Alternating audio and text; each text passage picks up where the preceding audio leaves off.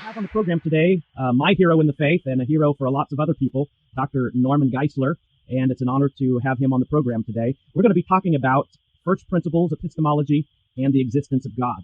I am a huge fan of the writings of St. Thomas Aquinas, and it was my love for St. Thomas Aquinas that led me to Dr. Geisler, and in particular his book many years ago on Aquinas and evangelical review of Aquinas and where he should be used as a gift to evangelicals. And then Dr. Geisler has recently written a smaller work called God, an Argument from Being. This has to do with issues of epistemology, first principles, and of course, epistemology is simply the discipline of knowledge. How do we know what we know? So that is grounded in what we call first principles of thought. So before we get into all that stuff, I want to introduce Dr. Geisler, and let's see where he's at today and what the Lord is doing in his own life and ministry. So welcome, Dr. Geisler. Well, it's great to be with you.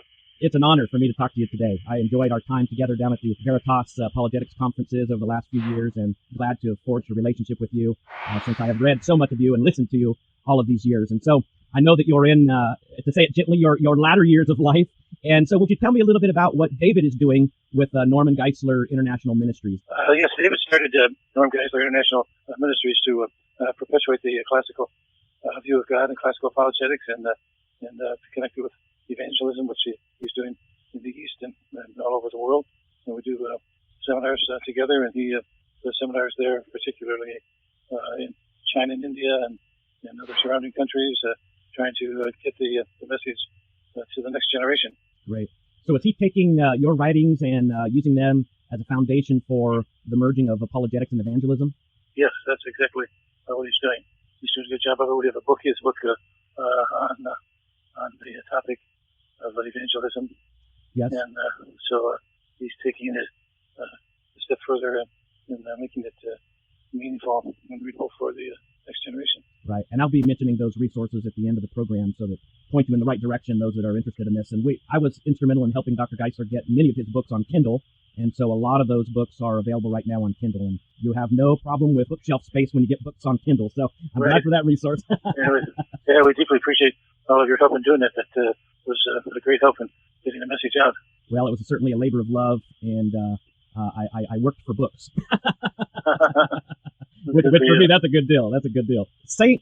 Thomas Aquinas. He is lauded by some evangelicals and hated by other evangelicals. Would you share with our audience the place that Thomas Aquinas has in your life and ministry and the formulation of your thinking, and how evangelicals should approach him? I think that Aquinas is the greatest Christian thinker of all time, just to put it in one line. I don't think there's anyone who comes close to him. He's the Aristotle of the Christian world. As you know, Aristotle was probably the greatest mind in ancient times, and Aquinas has taken everything that Aristotle taught and translated, baptized it, and made it usable for Christians. His solving of Parmenian dilemma, the idea that being is composed of act and potency, it was Aristotle who said that beings are separated by being simple, but Aquinas actually contributed to that whole dilemma. What you say in your writings, he grabbed the other horn of the dilemma, the non-being aspect of being and non-being aspect, and so solve the problem that beings differ. As you write, to be or not to be is not the issue, but what kind of being, those that are composed of act and potency. That leads us into an argument for God from being itself. Going back to Aquinas, I remember my first conversation with you talking about when I was finally able to understand Aquinas, and you coined this phrase, it was, I had a intellectual born-again experience. So when was your intellectual born-again experience? I know you went to a Catholic university. Well, as you said, I'm a little bit older, so it was quite a few years ago. I went to Bible college first and learned my Bible and theology, and had very little ability to articulate that and defend it until I moved over to, I graduated from the Bible college and moved over to Catholic University in Detroit, and they were teaching Aquinas. It was before Vatican II. And I took a course there about, I would say, 1960, thereabouts. And I took a course in Metaphysics of Infinite Being. And that was my intellectual conversion to Aquinas when the light bulb went on. I saw, hey, this can defend evangelical Christianity, because we have the same metaphysical presuppositions, the same view, the classical view of God, but we don't have a philosophical way of defending it. But Aquinas provided that, and so I saw the value of Aquinas for evangelicals and wrote the book Thomas Aquinas and Evangelical Appraisal. I wanted it to be called Should Old Aquinas Be Forgot? But they had no sense of humor. They made that publishers, and they put that in smaller print underneath That was Aquinas and evangelical appraisal. Now, you did name it that for the Kindle version. Yeah, okay. Well, when I was on my own, when I wasn't under duress, I was free to do that. You also wrote an interesting book about cremation. Yeah, that's my favorite title of all. Right, share that with the listeners. Well, just the title there. It's titled "Should Christians Make Ashes of Themselves?" I love it. I also love reading your Facebook posts on the current political scene. That's wild, isn't it? What's going on there? Did you see the one yesterday that's getting a lot of response to it, where I was asked to take the pro, and they had a pro and con view on the presidential campaign? Yeah, I did read that. Yeah, I read that and shared it myself. Yeah, I sure did. Now, when we consider God as pure act, pure actuality, Exodus 3:14 is a reference to God being pure act, pure being. I am the existing one. So with pure act and simplicity, those doctrines that seem to be philosophically based, would you speak toward that as far as the biblical grounding of that understanding? Because we want to get into epistemology here. And yeah, well, I think you're right. And in fact, the early church fathers had the same grounding for it. They believed that it was Exodus 3:14. I am as I am. That was the basis for that, and that's what helped them in making the connection with the Greek philosophy, because the Aristotle and the philosophers were not able to come to a pure view of God, a pure biblical view of God, because they didn't have this concept of pure actuality. They had the concept of form, and so God became one of the many unmoved movers, a pure form, but they didn't have a composition of act and potency on the level of form or essence.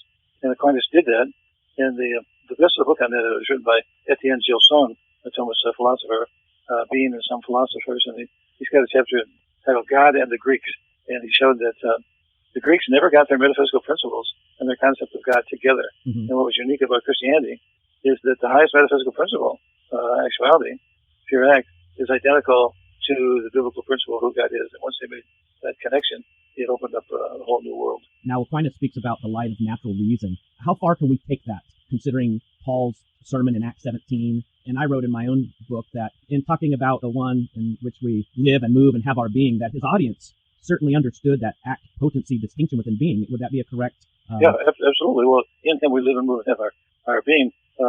We have being, but God is being. Right.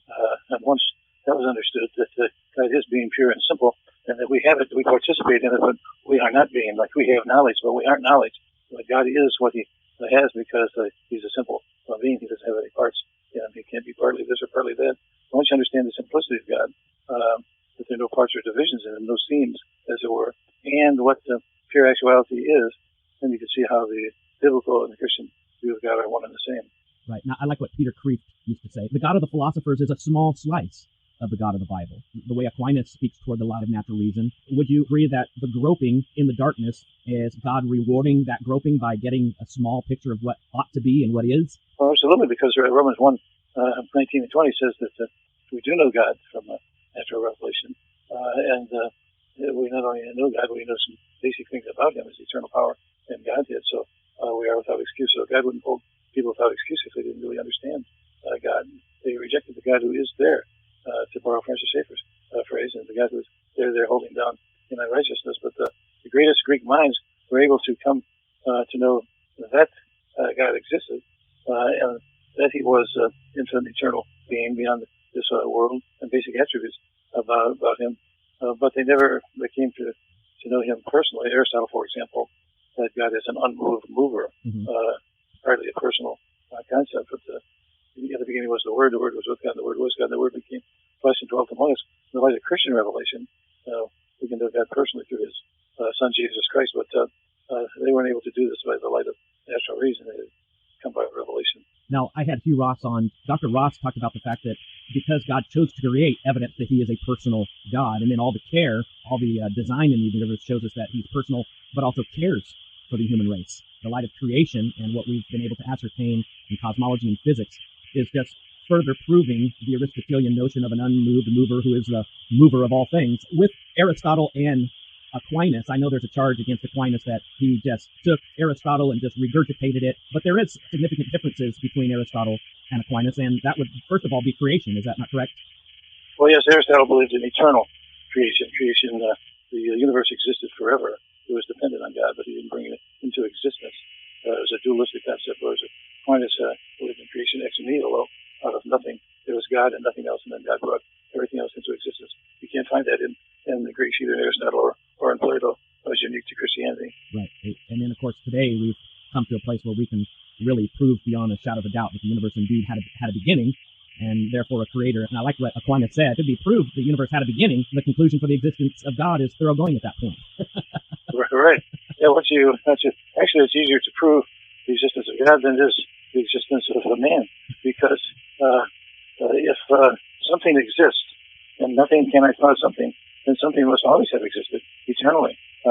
That's a simple little proof of the existence of God. Even Jonathan Edwards used that as wisdom.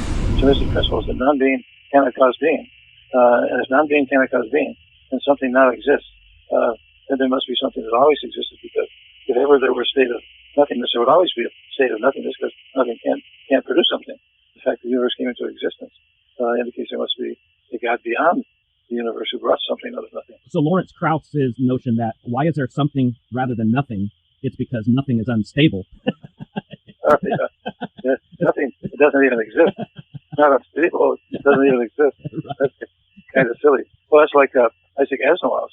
I mean, he wrote over 300 books in his lifetime, mostly science fiction, and his view of the origin of the universe is science fiction too. He said, well, you have two possibilities, either something or nothing. So the universe came from nothing. You had this 50-50 chance that would happen, and it came from nothing. Well, that's utterly ridiculous. Even Julie Andrews knew that nothing comes from nothing. Right. Nothing that Right. So that leads us perfectly into epistemology, the laws of thought, and the existence of God, because we start off with that question, why is there something rather than nothing?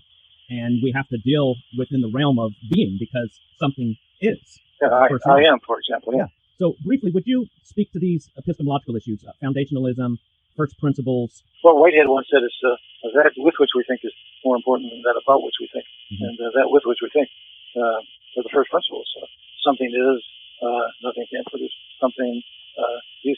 Something is opposed to nothing. These first principles are absolutely essential for all the rest of thought. You can't even think without them. And they're all undeniable. You can't deny them without affirming them. So the first principle is a principle from which something else follows. That's how Aquinas defined a principle. Mm-hmm. And the first principle is that from which something follows ultimately. And the ultimate first principle, of course, is that the being is, and non-being is not. Being is not non-being. Mm-hmm. Non-being cannot produce being. Once you start understanding that, you see that there's an inseparable relationship between first principles and the existence of God, because first principles lead directly to God. When I discovered that via your writings, I was just blown away. At this point, God becomes a thoroughgoing logical necessity based on the way that our brains can think and must think. The first three laws of thought, being is being, and being is not non-being, the law of being, the law of identity, and the law of non-contradiction. Speak to that. You can't even deny first principles without invoking them. Would you unpack that a little more for us? Well, it's like saying, I don't exist. You have to exist in order to say that. So you can't deny your own existence without affirming your own existence. And first principles are exactly the same. You can't deny. You can't say being is non-being, because those are opposites, and opposites can't both be true. You can't say that nothing could produce something, because there has to be something there in order to produce. The very concept of produce implies something is there, so there has to be being there. Act produces act, being produces being. These are fundamental to all thought, and once you start denying them, you're going to have to end up in the self-stultifying position that you don't exist. You have to exist in order to know that. So. Right. As you give the illustration, I cannot speak a word of English. You got to use English in order to deny that you can't speak English, which puts you in an absurdity. Right. So when we march through these first principles and we argue for the existence of God based on that, would you say that, for example, Lawrence Krauss, that guys like this, they're making very pedestrian errors. They're making errors of Logic 101 when they try to redefine nothing as if it was something, and then say that the nothing is what brought forth the something, because this nothing is unstable, and then that gets put across as deep. It's exactly what the dilemma that Isaac Asimov got in. He said, okay, so you have nothing, and in nothing, he said, there's the potential to become something. Well, in nothing, there's nothing. There's no potential. There's no actual. So they're assuming that there's some kind of being implicit in nothingness. Nothingness is the opposite of being. There can't be being in non-being. Those are absolute contradictories. There's more power, as I said, there's more power in nothing. Well, there's not any power. Power is something. There's enough power in nothing to produce something. No, there's enough power outside of nothingness, namely God, to exist. There's the actuality outside of it. But there's no power in nothing. There's nothing there. These guys are really defining the quantum vacuum and the extreme amount of energy that's there as nothingness, which it's quite the opposite of nothingness. There's an extreme amount of power. I think the 0-point energy of the vacuum of space is something akin to a million suns burning for a million years. It's intense power, which, to put them in Thomistic terms, talk about that quantum nothingness, quote unquote, as pure potentiality. I know some scientists have gone that way, and philosophers, that Aristotle may have been right in talking about potency. We could, but the problem with that is, let's suppose we define nothingness as pure potentiality. What's going to actualize it? Nothing. Potency can't actualize itself. Right. It's got to be actualized by something outside of itself, and there still has to be a pure actuality outside of that nothingness that brought something else into existence.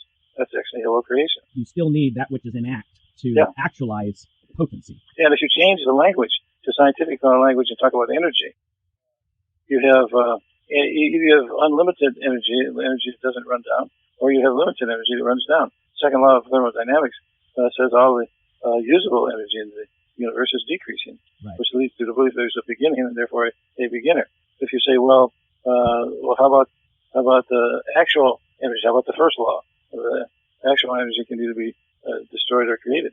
Well, now you're defining God, pure energy that can't be created and can't be destroyed. It's immutable, it's eternal, it's beyond the space-time universe. So if you want to talk energy, you come up to the same conclusion. You're just using different language. So when we talk about pure act and that pure act actualizing a potency, now wasn't Aquinas that said that, technically speaking, act comes first, but when it comes to actualizing an essence, God didn't choose to actualize a unicorn. The essence, how did Aquinas understand the essence without esse, without the act of existing? How's the best way to understand that? Because an essence is kind of a something. Well, an essence is what something is. Existence is that it is. And Aquinas understood that you can't have pure essences, pure potencies, because something has to actualize it. If they actually exist, then there's some actuality. Then something actualized. And so he had a part company with Aristotle, because Aristotle ended up with 47 or 55 unmoved movers, pure forms, pure essences, pure potencies, but you can't have such things because they can't exist in themselves. Either they were actualized by something beyond themselves, or they don't exist. Right. So there's nothing in the finite world that has potency but no actuality, because it has to act in order to actualize the potency that's there. So if we're talking about a gallon jug, the essence of a gallon jug, the potency is limited by the essence, but that essence still needs to be brought into existence as well. Right. And so when we consider a universeness, that idea, that concept alone had to exist in the mind of God, and then God actually gave it existence, where he composed essence and existence and therefore brought the universe into existence. Talk in universe terms, you have to ask the question, does it exist or does it not exist? Mm-hmm. If it doesn't exist, does it have the potential to exist? You get right back to the same problem. If it can't be a pure potential, it has to have something actual that actualized it. And if it's actualized, then it's a composition of act and potency, and it's limited by the potency in which it's actualized. Therefore, the essence becomes a limitation of the actuality, the kind of actuality you are getting. And anything that has limitation on it can't be God, because he's unlimited. He's the unlimited limiter of all limited things. And if he's the unlimited limiter, then he can't have limits on him, or he would have to have a limiter behind him. He can't have an infinite regress. So ultimately, there's got to be an infinite, unlimited limiter of all limited things that exist. I like to use the illustration of an uncomposed composer. That uncomposed is the simple, which brings in composition of essence and existence, act and potency. That is God being, his essence being identical with his existence, which is pure actuality. Exactly. That becomes a powerful argument for the existence of God, and the answer to why is there something rather than nothing, because when we look at the universe and we look at the essence of the universe, there's nothing in the universe that tells us it should exist out of its essence. But right. God is different. So when we talk about these laws of thought leading us to this necessary being, would you walk us through that as far as the existence of God is concerned? Well, if something exists, something is either unlimited or limited in its existence. If it's unlimited, it's God by definition. If it's limited, then it must be limited by some cause, because the cause is what gives limitation kind of existence it is. So if there's anything in the universe that's limited, and that's all there could be in the universe because it has boundaries, but it doesn't have boundaries, it's unlimited. It's God. So you have to have, if you have a limited being, you have to have an unlimited limiter to limit it. If you have unlimited being to begin with, that's God. So either you start with God, an unlimited limiter, or you end with God, the first step after limited being, because the first step after limited being is not another limited being. It's an unlimited being that limits it.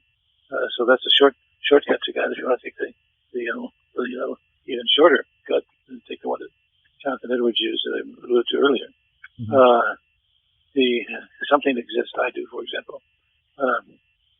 If something now exists, then something must have existed forever.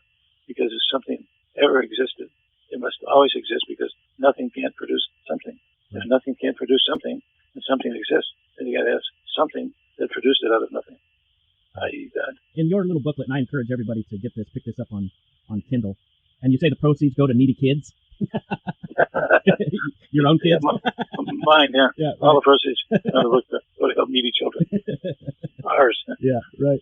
This marks from first principles, which is the way we think, how we get knowledge, and I know we don't have time to get into an entire theory of knowledge, but this is the way we must think.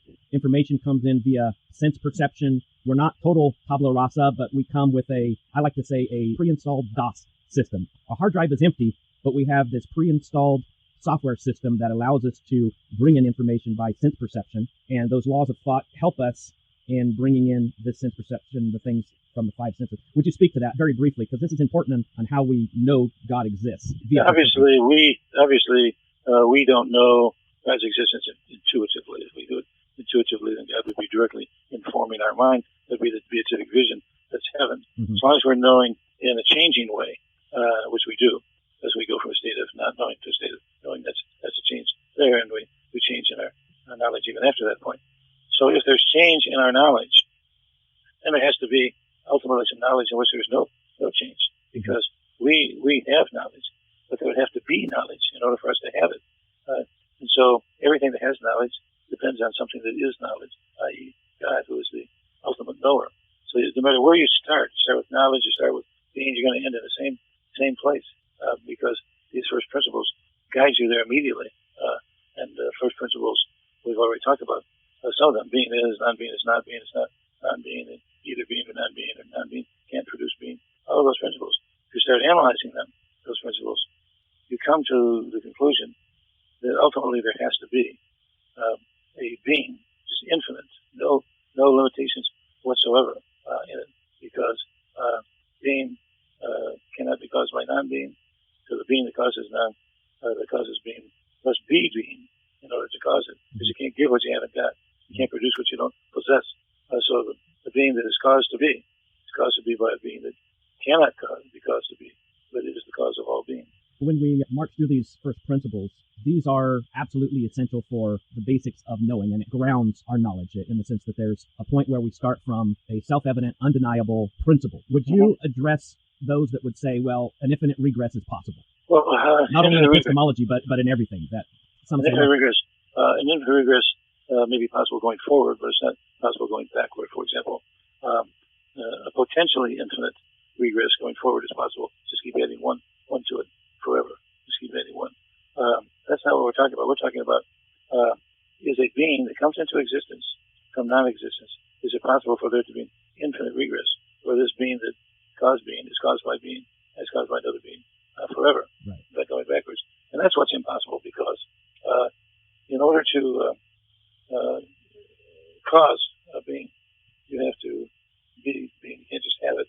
To have it, you need to be caused. But you need to be being in which other beings can participate. Otherwise, you have an impossible situation. You have a self-caused being. The universe is a self-caused being, causes its own existence. And a self-caused being is impossible, because to cause being, you have to have being. And to be caused, you have to not have being. So you have to not have being and be being at the same time. So it's a logical contradiction to talk about a universe that is self-caused. We only have three alternatives. Either the universe is caused, the whole universe, or the universe is self-caused, or it's uncaused. It can't be self-caused. That's a contradiction. Right. To say you're lifting yourself by your own ontological bootstraps, which you can't do. So you can't have universe has a beginning. It has limits. Either limits whichever direction you want to look. So if the universe has limits, it must be caused by something. You got to ask yourself, what can cause a being to come into being out of nothing? What can cause something to come into existence out of nothing? Well, it can't be nothing, because nothing can't cause it. Nor can it be another finite being, because a finite being has potential, has actuality and potentiality. Potential is what limits it, makes it finite. So a finite being cannot be the cause of another finite being, i.e. the universe or myself, wherever you want to begin. Right. So there must be an infinite being that cause whatever finite beings exist. An infinite being doesn't need a cause because it's infinite. There's nothing that cause has no potentiality. It's pure act. If it's pure actuality, it doesn't need a cause because it exists in itself and doesn't have the potential to be anything other than what it is. Right. This potential can't be actualized. I.e. God's existence identical to his essence. It seems like I was just reading There Is a God, Anthony Flew, his conversion to theism, how he had backed up the Humean idea of causation at first, but then the answer was that all of these cause-effect relationships, this infinite chain of contingent cause-effects, don't somehow answer themselves in and of themselves. There's still something necessary that needs to bring forth contingent being, and that is one of those principles that you mentioned, that necessary being brings forth contingent being, and the answer for a chain of contingent beings cannot be in itself, no matter how long the chain is. Right, because you always have potency there, and if you always have potency, you have to have some actuality outside the series in order to give the series actuality. Yeah, I've heard it explained. The explanation of why the train moves is not answered in an infinite amount of cars. You got to have the locomotive to move it. That's right.